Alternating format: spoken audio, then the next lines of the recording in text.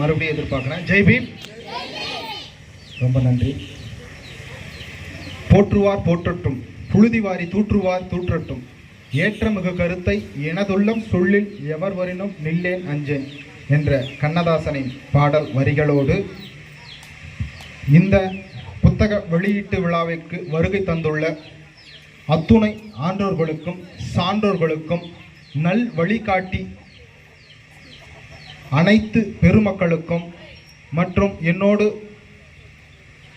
உடன் பயணிக்கும் தோழர்களுக்கும் தோழியர்களுக்கும் இந்த கிராமத்தை சார்ந்த அத்தனை நல் உள்ளங்களுக்கும் என்னுடைய கனிவான வணக்கத்தை தெரிவித்துக் கொள்கிறேன். அறிவர் அம்பேத்கர் வாசகர் வட்டம் மற்றும் இயற்கை மீட்பு அறக்கட்டளை மற்றும் நம் மக்களின் குரல் ஒருங்கிணைக்கும் புத்தக வெளியீட்டு விழா. நான் முதல்ல ஒரு சின்னதாக ஒரு இயற்கை மீட்பு அறக்கட்டளையை பற்றி சொல்லிட்டு நான் தொடங்கிறேன். இயற்கை மீட்பு அறக்கட்டளை கடந்த 2019ஆம் ஆண்டு தொடங்கப்பட்டது. குறிப்பாக சொல்லணும்னா நம்ம திருப்பத்தூர் ஒருங்கிணைந்த வேலூர் மாவட்டமாக இருக்கும்போது தொடங்கப்பட்டது. திருப்பத்தூரில் காக்கனாம்பாளையம் தான் இயற்கை சார்ந்து வெளிப்படையாக ஒரு செயல்பட ஒரு அமைப்பாக 2019 தந்தை பெரியாரோட பிறந்த தினத்தில் தொடங்கப்பட்டது. அன்றிலிருந்து மிக தொடர்ச்சியாக எல்லா நிகழ்வுகளிலும் ஒவ்வொரு தலைவர்களோட நிகழ்வுகளும் மரக்கன்றுகள் மற்றும் மாணவர்களுக்கு விழிப்புணர்வு, இந்த கொரோனா காலகட்டத்தில் தான் மிகப்பெரிய விழிப்புணர்வு, அதுக்கப்புறம் அவங்களோட நம்மளால் இயன்ற உதவிகளை எல்லா மக்களுக்கும் செய்திருக்கும். இந்த இயற்கை மீட்பு அறக்கட்டளை தொடங்கினதுக்கு அப்புறமும் நம்ம திருப்பத்தூர் மாவட்டத்தில் ஒரு மிகப்பெரிய மாற்றமாக என்ன இருக்குன்னா, இயற்கை மீட்பு அறக்கட்டளை போல ஒவ்வொரு கிராமத்திலும் ஒவ்வொரு அறக்கட்டளை தோன்றி அந்த கிராமத்தில் உள்ள குறைகளை தீர்ப்பதற்கு ஒரு முன்னோடியாக விளங்கியது எதுன்னா இந்த இயற்கை மீட்பு அறக்கட்டளை என்பது எங்களுக்கு மிகப்பெரிய ஒரு மகிழ்ச்சியை ஏற்படுத்துகிறது. இரண்டாவதாக நம் மக்களின் குரல். நம் மக்களின் குரலை சொல்லணும்னா குறைந்தபட்சம் அங்கே இருக்கிற எல்லாருக்குமே தெரியும். நம் மக்களின் குரல் ஒரு பதிவு தன்னுடைய வலைதளத்திலேயோ முகநூலிலேயோ வாட்ஸ்அப்லேயோ போடுறாங்கன்னா கட்டாயமாக அந்த பதிவுக்குண்டான விளைவுகள் இந்த அரசாங்கத்தின் மூலமாக உடனடியாக எடுத்துருவாங்க. உதாரணத்துக்கு சொல்லணும்னா கடந்த ஞாயிற்றுக்கிழமைன்னு நினைக்கிறேன், ஞாயிற்றுக்கிழமை கருப்பனூர் வழியாக குளத்தூர் மணி அண்ணன் வந்திருந்தார். அவரை பார்க்கறதுக்கு போயிருந்தோம். அந்த இடத்துல ஒரு சாலை ரொம்ப பள்ளமாக இருந்தது சகாய நகரில். அது பார்த்துட்டு உடனே ஒரு வீடியோ எடுத்து ஒரு ஃபோட்டோ எடுத்து இந்த மாதிரி பதிவு போட்டார். பதிவு போட்டு அடுத்த நாளே அதை சரி பண்ணி கொடுக்குற அளவுக்கு ஒரு மிகப்பெரிய ஒரு சமூக சேவகராக செயற்படுவர் தான் நம் மக்களின் குரல் ராதாகிருஷ்ணன். மூன்றாவதாக அறிவர் அம்பேத்கர் வாசகர் வட்டம். இந்த அறிவர் அம்பேத்கர் வாசகர் வட்டம் நம்ம எல்லாருக்கிட்டையும் வாசிப்பு பழக்கம் இருக்கு. இந்த வாசிப்பு பழக்கம் தனித்தனியாக வீட்டில் அங்கங்கே ஒரு அடக்கமான சூழ்நிலை ஒரு 4 சுவர்களுக்குள்ள அடங்கி போயிடுது. நம்முடைய வாசிக்கிறத வெளிப்படுத்து இந்த ஒரு பொது சமூகத்துக்கு எடுத்துட்டு போய் சேரக்கூடிய ஒரு இடமா இந்த வாசகர் வட்டம் அமைக்கணும். இந்த வாசகர் வட்டத்தின் மூலமாக மிகப்பெரிய பேச்சாளர்களும் மிகப்பெரிய இந்த இந்திய நாடு அறியக்கூடிய வகையில் ஒரு சமூக போராளியாக மாறக்கூடிய ஒரு இடமாக இது அமையணும் அப்படின்ற ஒரு நோக்கத்துக்காக இது உருவாக்கப்பட்டது. இந்த வாசகர் வட்டத்தின் மூலமாக ஒரு புத்தக வெளியீட்டு விழா வெளியிட வேண்டும் என்று தோழர் சொன்னார். அது எங்களுக்கு உள்ளபடியே மிகப்பெரிய ஒரு பெரும் மகிழ்ச்சி அளித்தது. இந்த புத்தக வெளியீட்டு விழா ஏன் இங்கு நடத்த வேண்டும் அப்படின்னா, தோழர் ஒரு மிகப்பெரிய ஒரு படைப்பாளி. இந்திய அளவில் அவர் ஒரு பிரபலமான முகமாக இருக்கிறார். தோழர் ஜே சுனில் அவர்கள் அந்த இந்திய அளவில் பிரபலமான ஒரு முகம். எங்கேயோ ஒரு நகர்ப்புறங்களிலோ சென்னை போன்ற பகுதிகளிலோ இந்த ஒரு புத்தக வெளியீட்டு விழா நடத்தியிருந்தால் அவருக்கு மிகப்பெரிய ஒரு பிம்பம் கிடைத்திருக்கும். ஆனால் அது இல்லாமல் ஏன் இந்த சிறிய ஒரு கிராமத்தில் ஒரு அறிவர் அம்பேத்கர் வாசகர் வட்டம் என்ற ஒரு சிறிய ஒரு ஒருங்கிணைப்பு செய்யக்கூடிய ஒரு வாசகர் வட்டத்தில் நடத்த வேண்டும் என்று முயன்றிருக்கிறார் என்றால், அவரின் மூலமாக இந்த கிராமத்தில் உள்ள ஒவ்வொரு வாசகர்களும் படிப்பாளிகளும் அறிவாளிகளும் இது போன்ற படைப்புகளை மேலும் மேலும் ஒவ்வொருவராக எடுத்து தன்னுடைய படைப்புகளை வெளியிட வேண்டும், புத்தகங்களாக வெளியிட வேண்டும். தன்னுடைய அறிவை தேக்கி வைக்காமல் புத்தகங்களின் மூலம் வெளியிட்டு இந்த பொது சமூகத்திற்கு அளிக்க வேண்டும் என்ற மிகப்பெரிய ஒரு முன்மாதிரியாக திகழ்ந்து கொண்டிருக்கிறது தான் தோழர் ஜே சுனில் அவர்கள். இதற்கு பெரிதும் உறுதுணையாக இருந்தது முனைவர் பிரபு அவர்களுக்கு என்னுடைய நன்றியை தெரிவிச்சுக்கிறேன். நான் இந்த காணல் வடு இது சொல்கிறதுக்கு ஒரு சின்ன ஒரு கதையோடு நான் முடிச்சுக்கிறேன். அது என்னன்னா, ஒரு பௌத்த பிக்கு துறவி இருக்கிறாரு.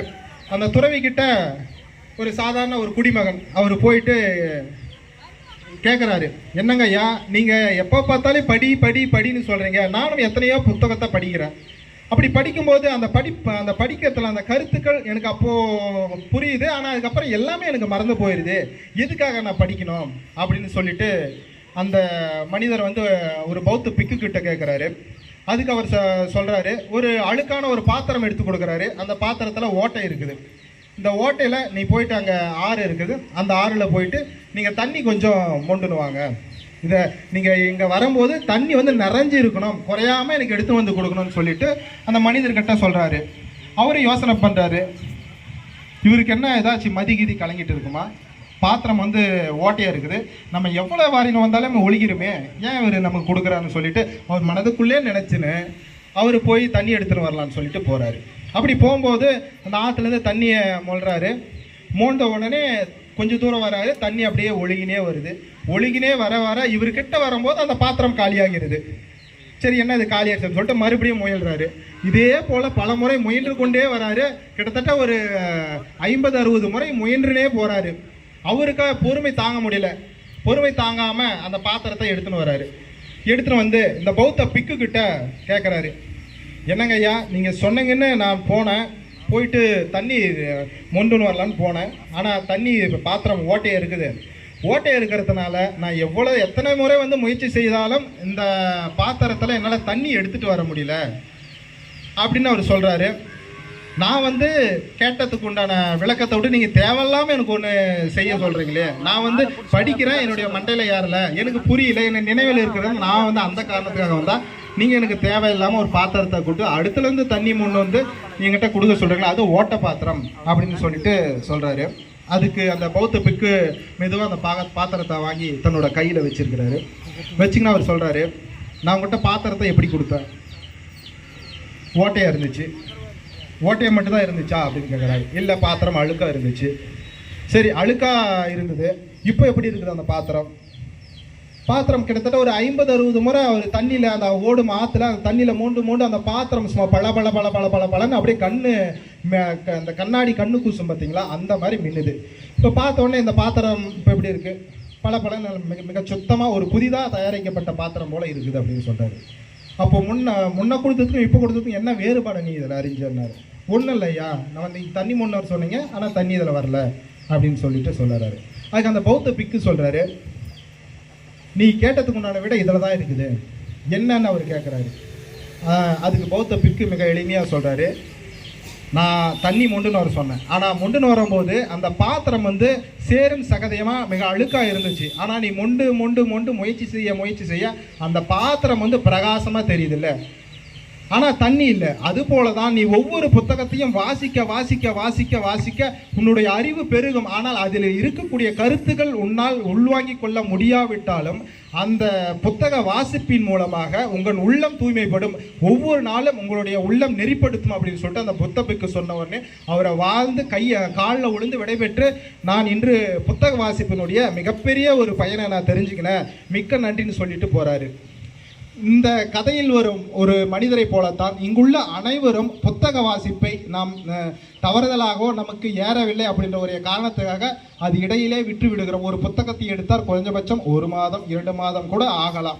ஆனால் நமக்கு அது கருத்து ஏறுதோ இல்லையோ அந்த புத்தக வாசிப்பு பழக்கத்தை கட்டாயமாக நம்ம எடுத்து வந்தால் நாம் மிகப்பெரிய ஒரு அறிவாளியாக பிற்காலத்தில் ஜொலிக்கலாம். நாம் குறைந்தபட்சம் மிக நல்ல மனிதராக இந்த சமூகத்தில் உருவாக்கலாம் அப்படின்ற ஒரு மிகச்சிறிய கதையை சொல்லி இந்த புத்தக வெளியீட்டு விழாவுக்கு வந்துள்ள அத்துணை தோழர்களுக்கும் மீண்டும் ஒரு முறை நெஞ்சார்ந்த நன்றிகளையும் வணக்கத்தையும் தெரிவித்துக் கொண்டு வாய்ப்பு அளித்தமைக்கு நன்றி கூறி பாராட்டி விடைபெறுகிறேன். நன்றி, வணக்கம்.